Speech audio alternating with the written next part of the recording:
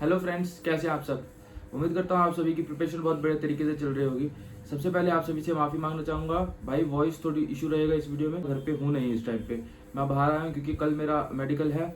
मेरा document verification तो हो चुका है, इसलिए मैं डॉक्यूमेंट वेरिफिकेशन के ऊपर थरो वीडियो लेके आया हूँ। मेरे पास काफ़ी ज़्यादा बच्चे पूछ रहे थे कि भाई हमें एक बार बता दो कि हमें क्या क्या डॉक्यूमेंट लेके जाने हैं, आपका डीवी कैसा हुआ। अगर मेरा मेडिकल कल है, मेडिकल होने के बाद एक मेडिकल के ऊपर भी डेडिकेटेड वीडियो मैं लेके आ जाऊँगा, जिससे आने वाले बच्चों को और जो न्यू बच्चे हैं उनको हेल्प मिलेगी।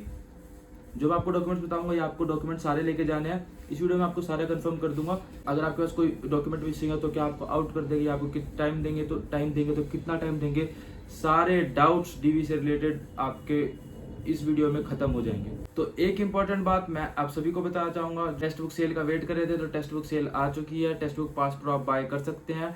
टेक्स्ट बुक कामयाबी एक्सप्रेस सेल है 29, 30, 31, 29, 30, 31 मार्च को लाइव रहेगी सेल 3 दिन। तो आप मेरा कोड ASPT लगा के मैक्सिमम डिस्काउंट पा सके हैं। एक इंपॉर्टेंट बात इस सेल के अंदर भाई ये रहेगा कि हर मिनट प्राइस इंक्रीज होगा। तो आपको अगर मैक्सिमम डिस्काउंट चाहिए तो 29 को जिस दिन सेल स्टार्ट होगी रात को 12 बजे आप ऑनलाइन रहिए, मेरा कोड लगाइए ASPT और पास बाय कीजिए, तो आपको मैक्सिमम डिस्काउंट मिल जाएगा, क्योंकि उसके बाद हर मिनट प्राइस इंक्रीज होएगा। तो भाई अभी CGL का रिजल्ट आया। CGL का Air 2, Air 4 और CHSL के अंदर भी Air 1, Air 3 maximum toppers text book produce कर रहा है। तो आप टेक्स्ट बुक पास प्रो लीजिए, मेरा कोड लगा के ASPT और मेरे साथ मॉक लगाइए। टेलीग्राम ग्रुप ज्वाइन कर लीजिए, उसमें मैं मॉक टारगेट देता हूँ रेगुलर। अभी थोड़े टाइम से बंद किए हैं बट जल्द ही शुरू करेंगे। तो उस टेलीग्राम ग्रुप में आप ज्वाइन हो जाइए और मॉक टेस्ट लगाइए, स्कोर मेरे साथ कंपेयर कीजिए। तो भाई डीवी की बात करते हैं। तो मेरा डीवी था DGPM के अंदर, न्यू दिल्ली के अंदर। तो भाई न्यू दिल्ली का ऑफिस मेरे को तो बहुत बढ़िया लगा पर्सनली। मैं एक क्लिप लगा दूंगा बाहर से ऑफिस की, और हालांकि अंदर से भी बना सकते थे वीडियो, ऐसा कोई इशू नहीं था, बट मेरे को सही लगा नहीं बनाना वीडियो, क्योंकि थोड़ी प्राइवेसी नाम की चीज़ होती है। तो मैंने अंदर वीडियो बनाई नहीं। तो मेरा रिपोर्टिंग टाइम 10 बजे का था। सभी एम्प्लॉय आए 10 बजे तक, 10:30 बजे तक हमें ऊपर लेके गए। हमें पहले कैंटीन में बिठा दिया जाके। 10 बजे मेरे को लग रहा था कि मैं लेट हो गया हूँ, क्योंकि मैं 10 तक पहुँचा था वहाँ पे, बट ऐसा कुछ नहीं था। उन्होंने वहाँ पे हमें कैंटीन में बिठा दिया। देन जो 10 बजे की स्लॉट में बच्चे थे उनको एक साइड किया उन्होंने और ऊपर लेके गए। हमें 20-20 का ग्रुप बनाया था, तो 20 बच्चों को ऊपर लेके गए हॉल के अंदर। ठीक है, बहुत बढ़िया। मतलब मैं बोलूँगा स्टाफ का बात करने का तरीका, समझाने का तरीका, आपको कोई भी डाउट है आप पूछते हैं उनसे, भाई बहुत बढ़िया। पर्सनली मेरे को तो बहुत बढ़िया लगा। डिपार्टमेंट बहुत बढ़िया लगा। आपको बढ़िया तरीके से हॉल में बैठाएंगे। फुल AC हॉल था, फुल्ली फर्निश्ड, बिल्कुल बहुत बढ़िया। ऐसा लगेगा आप किसी MNC की भी ऐसे नहीं होते मेरे ख्याल से। बहुत बढ़िया रूम्स थे। कॉन्फ्रेंस हॉल में आप सभी को बिठाया था, 20 बंदों को, 20 लोगों को। और वहाँ पे एक सर थे, एक मैम थे, उन्होंने हमें बताया कि हमें पहले एनेक्चर फॉर्म कैसे भरना है। ठीक है, ये चीज़ हमारी प्रोसेस हुई। एनेक्चर फॉर्म कैसे भरना है उस हमें मेल के अंदर आया हुआ 1, 2, 3, 4 ऐसे करके 4 PDF आया हुआ है। वो चारों PDF पहले तो आपको लेके जाना है साथ में। अब मैं तो बोलूँगा 3 बोला है उन्होंने लेके जाने के लिए, 3 सेट्स लेके जाना है उनके। मैं बोलूँगा एक एक्स्ट्रा लेके जाइए, क्योंकि अगर कोई गलती हो जाती है तो भी ऐसा सच कोई इशू नहीं है, आप दोबारा उसको फिल करके न्यू कर सकते हैं, क्योंकि कटिंग अलाउड वो करते नहीं है बिल्कुल भी। ठीक है, इस प्रोसेस के अंदर कटिंग अलाउड नहीं रहेगी। और फिर भी अगर किसी बच्चे का कुछ भी मिसिंग रह जाता है तो वो इतने, भाई मैं बोलूँगा इतना इजी वर्क है, इतना इजी, मतलब अच्छे लोग हैं, वो बोलेंगे जाओ भाई कोई नहीं, निकाल के लेके आओ प्रिंट। साइड में दुकान है, आप नीचे जाके प्रिंट आउट निकाल के फिर आ सकते हैं। इवन मेरे से एक छोटी सी मिस्टेक हो गई थी फॉर्म में, तो मैं गया था, मैं प्रिंट निकाल के दोबारा लेके आया था। और कई बच्चे थे जिनके फॉर्म भी डॉक्यूमेंट नहीं भी थे, उनको टाइम दिया है उन्होंने बोला जल्दी से जल्दी हमें बाय हैंड दे दीजिए, अगर आप नहीं आ सकते तो हमें कुरियर कर दीजिए। बट उन्होंने ये सजेस्ट किया कि आप बाय हैंड दे जाए, क्योंकि कुरियर अगर नहीं मिला तो वो किसकी रिस्पॉन्सिबिलिटी जाएगी। तो उन्होंने यही बोला है कि बाय हैंड आप दे जाएंगे तो उसके आपके लिए भी अच्छा रहेगा और हमारे लिए भी अच्छा रहेगा। तो हमें कॉन्फ्रेंस हॉल में हमारा फॉर्म अच्छे से फिलअप कराया उन्होंने 20 बंदों का। फिर उन्होंने जिस भी बच्चे का कंप्लीट होता गया सेट, उन्होंने खुद चेक किया, फिर हमें 6th फ्लोर पे भेजा है। ठीक है, हमारा 5th फ्लोर पे सबसे पहले लेके गए, देन हमें 6th फ्लोर पे भेजा DGPM बिल्डिंग में। देन भाई साहब 6th फ्लोर में आपको एक कांस्टेबल मिला साथ में, वो आपको DV तक लेके गए वहाँ पे। तो DV में बहुत अच्छे से वर्क किया उन्होंने, डॉक्यूमेंट्स चेक किए आपके, मतलब ऐसा कुछ भी मैं बोलूँ कुछ भी दिक्कत नहीं थी। और मेरे पास एक डॉक्यूमेंट कम था, मतलब 12th का पासिंग आउट सर्टिफिकेट CBSE का नहीं था मेरे पास। तो फिर उन्होंने बोला कोई इशू नहीं है, वो इतने अच्छे नेचर के वहाँ पे एम्प्लॉयज थे, उन्होंने मेरे को बोला कि आप कोई बात नहीं, आपके पास नहीं है या तो बाद में दे के जा सकते हैं, या फिर आप अपना फ़ोन दीजिए, हम डिजी लॉकर से अभी निकाल देते हैं। तो उन्होंने डिजी लॉकर लिया। मतलब मेरा स्कूल, तो उन्होंने पहले बोला कि मेरे को स्कूल से तुम्हें जाके लाना पड़ेगा। मैंने बोला मेरे फादर आर्मी में भाई, मैंने तो 12th पुणे से करी है सर, अब पुणे कैसे जाऊँगा, ये वो दिक्कत आएगी थोड़ी मेरे को। तो बट उन्होंने बोला कोई बात नहीं, आप डिजी लॉकर निकालिए। तो मैंने डिजी लॉकर निकाला, उससे अपना पासिंग आउट सर्टिफिकेट का प्रिंट निकाला, और तुरंत उन्होंने मेरी बहुत हेल्प की भाई, तुरंत उन्होंने खुद ही प्रिंट निकाल दिया मेरे लिए। तो मतलब बहुत अच्छा स्टाफ था, कोई भी दिक्कत नहीं है। जिनका न्यू दिल्ली में भाई वो तो बेफिक्र हो जाओ, किसी को भी आउट नहीं करेंगे, मैं तो ये मानता हूँ, अनटिल अनलेस आपके पास गलत डॉक्यूमेंट है या फिर कुछ और है। इस तरीके की प्रोसेस थी।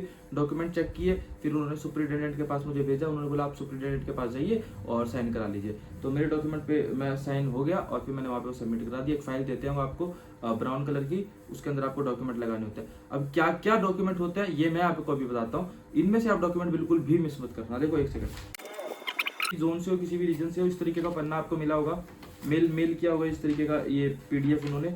इसके ऊपर सबसे पहले तो यहाँ पे लिस्ट दी हुई है, ये लिस्ट सबसे पहले आपको कंप्लीट करनी है, ठीक है।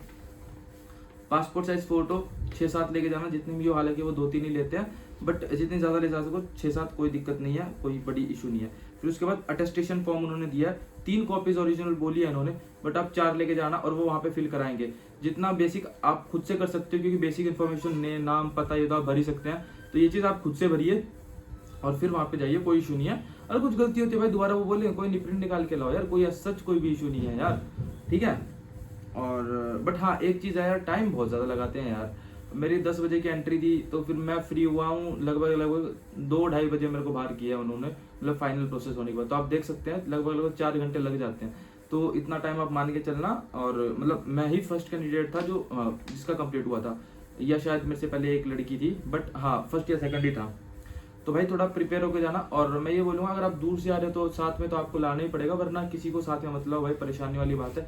वो नीचे बैठे रहेंगे गर्मी में, आप ऊपर आराम से, कोई दिक्कत नहीं है। तो अकेले भी आ सकते हो तो अकेले आओ, ऐसा कोई इशू नहीं है, क्योंकि फिर नीचे वैसे बैठने का इंतजाम है, कैंटीन वगैरह है, वहाँ पे बिठाते हैं अपने पेरेंट्स को वहाँ पे, ठीक है। तो फिर अटेस्टेशन फॉर्म 3 कॉपीज बोला उन्होंने, और फिर उसके बाद आइडेंटिटी सर्टिफिकेट और कैरेक्टर सर्टिफिकेट ना। आइडेंटिटी सर्टिफिकेट तो गेस्टेड ऑफिसर से आप साइन कराएंगे, उसके बाद 2 कैरेक्टर सर्टिफिकेट है, दोनों अलग अलग आपको गेस्टेड ऑफिसर से साइन कराना है। और एक भाई पूछा था एमएलए का चलेगा क्या, भाई बिल्कुल चलेगा, साफ साफ लिखा हुआ है, आप देखेंगे ना कैरेक्टर सर्टिफिकेट या आइडेंटिटी सर्टिफिकेट, उसके ऊपर लिखा हुआ है कि किस किस से साइन करा सकते हैं, ठीक है। तो एमएलए से आप करा सकते हैं साइन, कोई ऐसा इशू नहीं है। उसके बाद ओरिजिनल आईडी प्रूफ तो आप लेके ही जाएंगे, 2 लेके जाना। मैं आधार कार्ड तो आप लेके जाएंगे, उसके साथ वोटर आईडी या लाइसेंस भी वो बाद में मांगते हैं। तो मतलब जो हमारे सुपरिटेंडेंट थे वो बोल रहे थे कि अपना एक बार लाइसेंस दिखा दो या फिर वोटर आईडी दिखा दो, क्योंकि आधार कार्ड तो कॉमन हो चुका।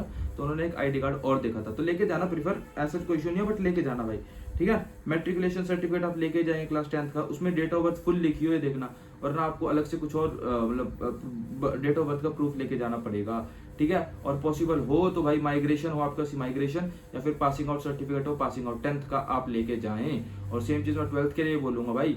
वैसे तो मुझे पहले मेरे डीवी जब सीपीओ की उन्होंने ये बोला था कि सीबीएसई में 12th में तो नहीं चाहिए होता पासिंग आउट सर्टिफिकेट, बट इन्होंने मांगा है सीबीएसई से भी। तो भाई अगर आपके पास नहीं है कोई इशू नहीं है, डिजी लॉकर में जाओ, सीबीएसई पासिंग आउट सर्टिफिकेट लिख दो क्लास 12, वो आ जाता है वहां से, कोई भी इशू नहीं है भाई, ठीक है। और एजुकेशनल क्वालिफिकेशन के जो आपके सर्टिफिकेट होंगे वो ले लो, ठीक है।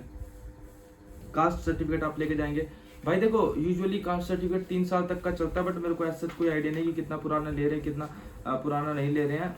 बट हाँ प्रीफर करना कि 2021-22 के बाद का ही हो यार, उससे पहले का तो हमें खुद ही पता है यार, उसमें लिखा होता है 3 साल का ही। तो प्रीफर करना कि आप 3 साल पहले का लेके जाए, और जो उन्होंने क्रूशियल डेट दिया उसके पहले का हो भाई, क्योंकि उसके बाद का क्या होएगा वो देखो, वो मेरे को आइडिया नहीं है।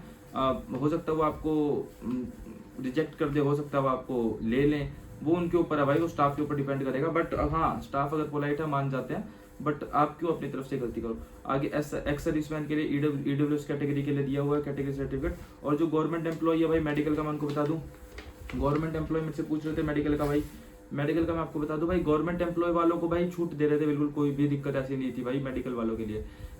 उनको मतलब जैसे वो जिस भी जॉब में थे, जैसे 1 साल पहले कोई लगा है स्टूडेंट, ठीक है, उसने उस टाइम मेडिकल कराया होगा, तो वो मेडिकल फॉरवर्ड करा सकते हैं बाय मेल उस डिपार्टमेंट से इस डिपार्टमेंट को, वो परमिशन दे रहे थे। या फिर आप एक new fresh medical get done कर सकते हैं, अगर आपके पास टाइम है तो कोई भी इशू नहीं, आप अपॉइंटमेंट लीजिए। हमें आरएमएल में बोला था भाई साहब, एक बात बोलूंगा, मेडिकल की वीडियो आने वाली जरूर देखें, उसके अंदर इतना बेकार काम एसएससी ने किया है ना भाई। एसएससी हो तो क्या बोलूंगा यार, आरएमएल हॉस्पिटल वालों ने, कंस्ट्रक्शन साइट थी भाई, गड्ढा था, गड्ढे के अंदर जाना था हमें, वहां से हमें वो अपना अपॉइंटमेंट डेट लेनी थी और फिर ऊपर जाना था भीड़ में, वहां से लेनी थी। बहुत बहुत बहुत भाई मैं पर्सनली इस चीज से एसएससी से नाराज हूँ।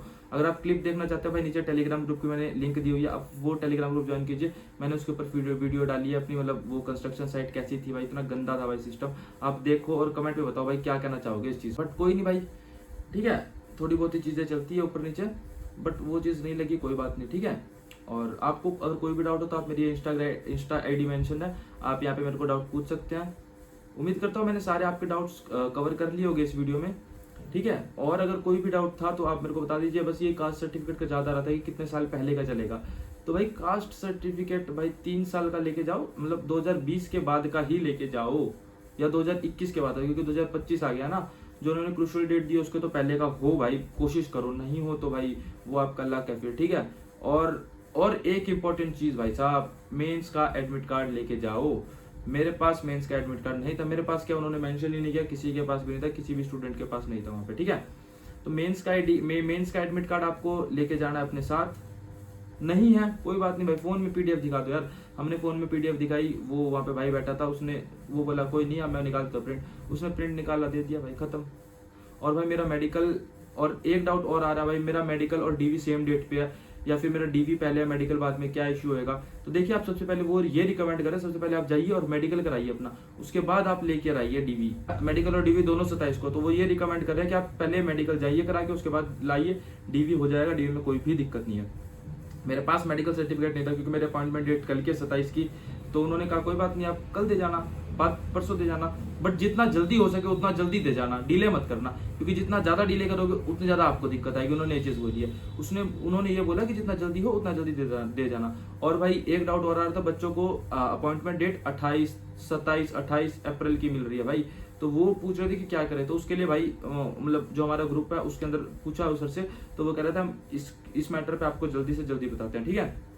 तो वो अपडेट जो भी होगी वो आपको मिल जाएगी, बट अभी तक कोई भी दिक्कत नहीं है। सबसे पहले आप अपना मेडिकल कराइए, उसके बाद डीवी पे जाइए। हाँ, अगर ऐसा है कि आपका डीवी पहले है और मेडिकल बाद में, तो आप पहले डीवी कराइए, कोई दिक्कत नहीं है, मेडिकल बाद में सबमिट कराइए। अब जैसे मेरा मेडिकल बचा हुआ, मैं कल कंप्लीट करूंगा, तो परसों में जाके उनको बाय हैंड ही देके आऊंगा भाई, मैं बिल्कुल भी रिस्क लूंगा नहीं, ठीक है ना, मैं रिस्क लेता, मैं मेल वेल कुरियर वगैरह नहीं, मैं जाऊंगा बाय हैंड उनको दे के आ जाऊंगा, ठीक है। मेरी वो जो फाइल है उसके अंदर अटैच हो जाएगा मेरा मेडिकल।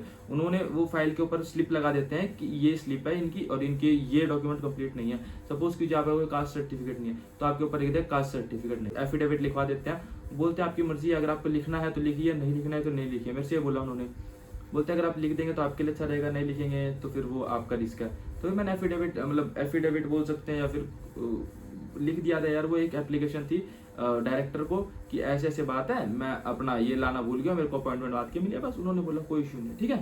तो वो फिर अटैच करा लिया था, एज सच कोई इशू ही नहीं आया यार। मतलब बहुत अच्छे से वर्क कल्चर था, बहुत अच्छे स्टाफ था, कोऑपरेटिव स्टाफ था, अच्छे से काम किया यार, मेरे को पर्सनली अच्छा लगा और कोई दिक्कत आई नहीं। अगर आपके कोई डॉक्यूमेंट नहीं है तो उसको आप डिजी लॉकर से लेके उनको दिखा सकते हैं, प्रूफ मान जाते हैं भाई, बहुत बढ़िया स्टाफ है, कोई भी दिक्कत नहीं है, ठीक है। बस मेडिकल का थोड़ा इशू था, और मेडिकल के ऊपर मैं फुल वीडियो लेके आऊंगा, चैनल को सब्सक्राइब कर लीजिए भाई। मेडिकल के फुल टेस्ट, मेडिकल की तो अच्छे से लेके आऊंगा, डिटेल्ड वीडियो, टेस्ट वगैरह कैसे करा रहे हैं, हॉस्पिटल कैसा है, सब कुछ डेडिकेटेड वीडियो लेके आऊंगा मैं मेडिकल के ऊपर। तब तक आप भाई वो अपॉइंटमेंट वाली वीडियो देखिए, टेलीग्राम ग्रुप में जाकर डिस्क्रिप्शन में लिंक है। धन्यवाद, मिलते हैं नेक्स्ट वीडियो में। और आपकी कोई क्वारीज तो आप कमेंट कीजिए या फिर इंस्टा पे डीएम कीजिए भाई।